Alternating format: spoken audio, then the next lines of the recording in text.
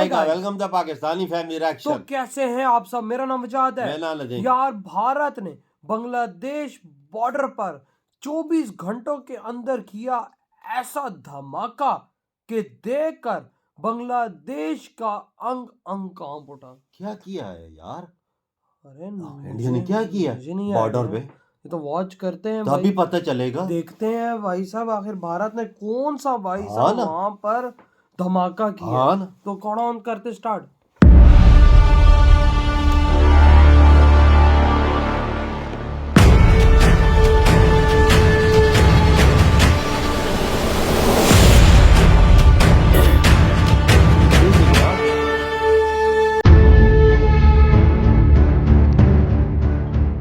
आज हम बात करेंगे उस गर्व और साहस की जिसने भारत का सिर एक बार फिर ऊंचा कर दिया। यह कहानी है भारत के उस कड़े प्रहार की जिसे बांग्लादेश कभी भूल नहीं पाएगा।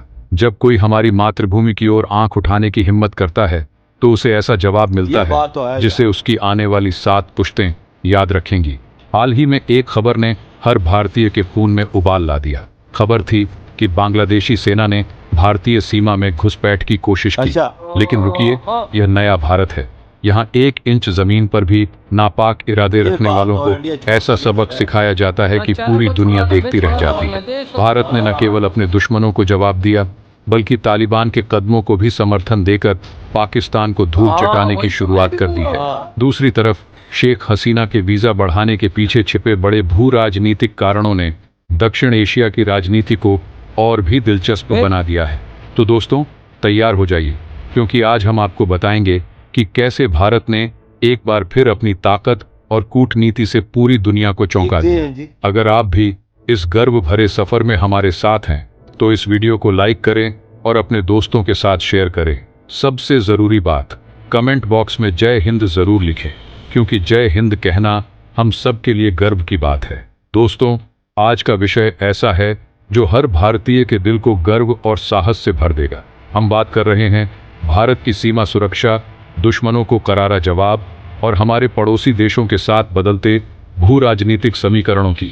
ये कहानी न केवल भारत की ताकत की बल्कि हमारे वीर सैनिकों और जागरूक नागरिकों की उस जज्बे की भी है जो हमारी मातृभूमि की हर इंच की रक्षा के लिए अडिग रहते हैं। सबसे पहले बांग्लादेश से आ रही उस खबर पर गौर करें जिसने हर भारतीय को सतर्क कर दिया। भारत सरकार ने बांग्लादेश सीमा पर फेंसिंग का काम शुरू किया ताकि हमारी सीमाओं की सुरक्षा और मजबूत हो सके। यह कदम न केवल सीमा पार से होने वाली अवैध गतिविधियों को रोकने के लिए है बल्कि यह सुनिश्चित करने के लिए भी है कि भारत का हर नागरिक सुरक्षित रहे। लेकिन जैसे ही यह फेंसिंग का काम शुरू हुआ, बांग्लादेशी गार्ड्स और वहां तैनात फोर्सेस ने इसे रोकने की कोशिश की। उनका दावा था कि भारत उनकी जमीन पर कब्जा कर रहा है। लेकिन दोस्तों सच्चाई यह है कि भारत ने हमेशा अपनी सीमाओं के भीतर रहकर काम किया है। जब बांग्लादेशी फोर्सेस ने अवैध दावा किया तो हमारे सैनिकों ने स्पष्ट शब्दों में जवाब दिया, यह भारत की भूमि है और यहाँ की हर इंच पर तिरंगा लहराता रहेगा। बात यहीं खत्म नहीं हुई। बांग्लादेशी दावों से गुस्साए भारतीय स्थानीय नागरिक भी इस विवाद में कूद पड़े। ये कोई आम भिड़ंत नहीं थी बल्कि यह देशभक्ति का एक ऐसा ज्वालामुखी था जो फूट पड़ा। बांग्लादेशी मीडिया ने दावा किया कि उन्होंने भारत के 5 किलोमीटर के इलाके पर कब्जा कर लिया है।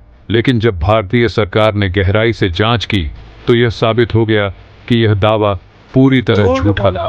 भारत के स्थानीय नागरिक और सैनिक दोनों ने मिलकर अपनी सीमा की रक्षा की और दुश्मन के हर इरादे को नाकाम कर दिया। अब बात करते हैं पाकिस्तान और तालिबान के बीच बढ़ते तनाव की। हाल ही में पाकिस्तान ने तालिबान पर हमला किया जिसमें मासूम महिलाएं और बच्चे मारे गए। इस घटना ने दोनों देशों के बीच विवाद को और गहरा कर दिया। लेकिन यहाँ असली खेल कुछ और है। तालिबान और भारत के बीच अब एक नया समीकरण बनता नजर आ रहा है। तालिबान ने भारत को सुरक्षा की गारंटी दी है कि पाकिस्तान अफगानिस्तान में भारत के किसी भी प्रोजेक्ट को नुकसान नहीं पहुंचा सकता। अगर ऐसा कुछ होता है तो तालिबान खुद पाकिस्तान के खिलाफ कार्रवाई करेगा। यह बयान न केवल पाकिस्तान के लिए एक कड़ा संदेश है बल्कि यह भी दिखाता है कि भारत की कूटनीति कितनी मजबूत है। भारत ने हमेशा अफगानिस्तान की मदद की है, चाहे वह 50,000 मीट्रिक टन गेहूं हो, 300 टन दवाइयां, भूकंप राहत सामग्री या फिर विकास के लिए चलाए गए बड़े प्रोजेक्ट्स। यही वजह है कि तालिबान आज भारत का सम्मान करता है और पाकिस्तान के खिलाफ कड़ा रुख अपना रहा है। तीसरी बड़ी खबर बांग्लादेश की पूर्व प्रधानमंत्री शेख हसीना से जुड़ी है। मौजूदा हालातों के चलते शेख हसीना पिछले 7 महीनों से भारत में रह रही हैं। बांग्लादेश की मौजूदा सरकार ने उनका पासपोर्ट रद्द कर दिया है और उन्हें वापस भेजने की मांग की है, लेकिन भारत ने उनका वीजा बढ़ाकर यह साबित कर दिया कि वह अपने दोस्तों का साथ कभी नहीं छोड़ता।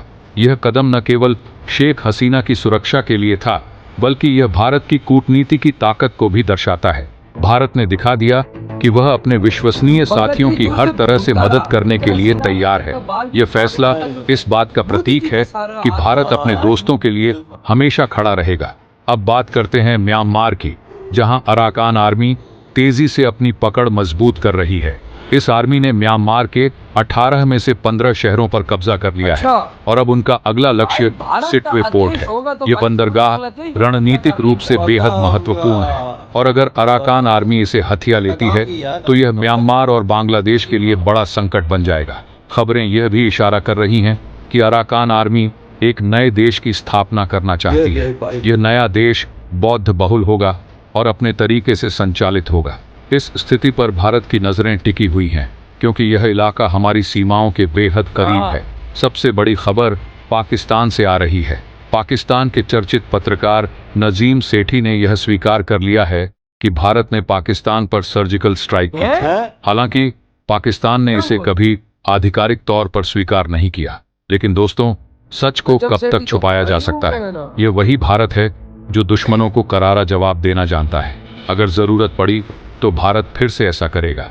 तो दोस्तों, ये थी हमारी आज की विस्तृत।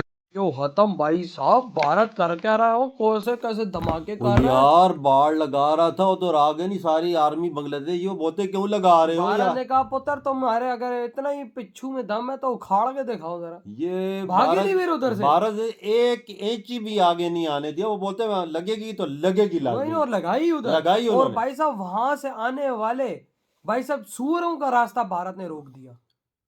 सुअर भाई साहब, वही तो आप खुद देखो ना खुद। यार मैं तो हैरान रह गया हूँ यार, कैसे सीना तान के खड़े हैं उनके सामने। और यार भाई ऊपर से भाई अफगानिस्तान भारत को कहता है कि हम भाई साहब आपके जो प्रोजेक्ट अफगानिस्तान में चल रहे हैं, तो भाई साहब अगर पाकिस्तान हम पे हमला करते तो हम उसको खराब होने नहीं देंगे। तो भाई साहब जो बॉर्डर पे वो टीटीपी को रखा हुआ है तो उसको इधर भाई साहब उनको भी वहां से जाके ठोक दो। भाई वही ना, मैं जो भाई साहब जाहिर सी बात है भारत ने उनको बहुत बड़ी मदद की है भाई। भारत की वजह से आज अफगानिस्तान चल रहा है, खा पी रहे हैं इंडिया के सर पे। बिल्कुल भाई, भारत की जितनी सपोर्ट थी अफगानिस्तान में ना, उसकी वजह से अफगानिस्तान चल रहा है, इस दुनिया में जिंदा रहा हुआ है। अगर भारत की सपोर्ट ना होती तो अफगानिस्तान मर रहा होता है। यार दवाइयां दी, खुराक दी, खाने पीने की हर चीज इंडिया दे रहा है। वही ना भाई, इस मसले को तुम लोग सॉर्ट आउट करो ना कि भाई उधर के बॉर्डर पे जब पाकिस्तान बोल रहा है भाई साहब टीटीपी के उन्होंने मारे भी हैं, तो भाई साहब फिर गीले के साथ और दूसरा भी होता है। बिल्कुल मिसाइल लगते हैं ऊपर से तो भाई साहब आतंकियों के साथ फिर दूसरे भी तो भाई साहब मरते हैं। सूखी सीना भी जाता है यार, वो होता है। लेकिन भाई साहब तालिबान को चाहिए कि वो खुद भी थोड़ा सा मैनेज करे, आए देखे भाई साहब इधर तो हमारे यहाँ भी पंगे बड़े बने हुए हैं। बिल्कुल मसले तो हमारे यहाँ भी बहुत बड़े चल रहे हैं, पता नहीं हम कैसे मैनेज करेंगे, वो तो हमारी गवर्नमेंट जाने। लेकिन भारत मैनेज किस तरह से करता है ये देखो। मतलब जिसने भी भारत से पंगा लिया, भारत ने उसको मिट्टी में मिला दिया। ये देख ना बांग्लादेशियों का हाल। आगे आए ना, बाढ़ लगा रोकने के लिए आए हैं कि बाढ़ ना लगाओ। वो आगे हिम्मत नहीं हुई भारत के आगे खड़े होने की, खड़े होने की भागे नहीं उधर से। हिम्मत होती है इंडिया के सामने कोई टेक सकता ही ना। तो यार चाइना से देश जो नहीं टेक सकता तो इनकी हिम्मत क्या होगी। सही कहा आपने। तो यार आपकी क्या थॉट है, इधर वीडियो तुम कहते तो बाय।